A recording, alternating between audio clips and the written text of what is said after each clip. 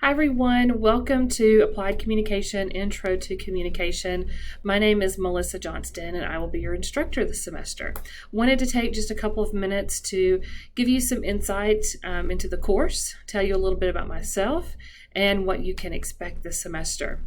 I actually began my college journey at UALR in the Applied Communication Department. Back then, it was called Speech Communication, and I received my undergraduate degree there as well as my master's degree in interpersonal and organizational communication. I then taught this course for about 2 years in the classroom after graduating with my master's degree. And then I decided I needed to get out of education, so I went to work for a company called Axiom. And while there, I was an associate developer. So I did a lot of leadership coaching and also a lot of advocating for employees and, kind of training and things along those lines. And so I fell in love with learning and development.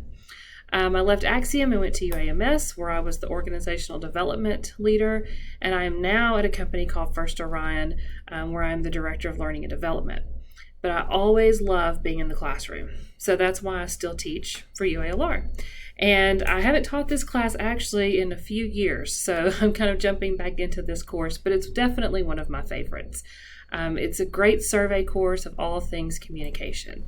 So you will definitely learn some things this semester that you can immediately apply to all of your relationships, whether that be family, friends, professional, whatever that may be for you. You're going to learn some really good communication skills that you can take with you and use forever.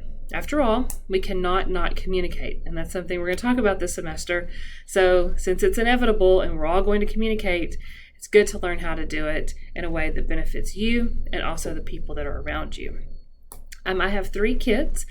One of them is 16, my oldest son. I have a daughter who's 13, and I have a younger son who is 11, and I've been married for quite a few years now, but most of my activities and my hobbies center around the family and really what the kids are interested in. So I spend a lot of time at baseball games, tennis tournaments, and also martial arts events. So that's pretty much where you can find me right now.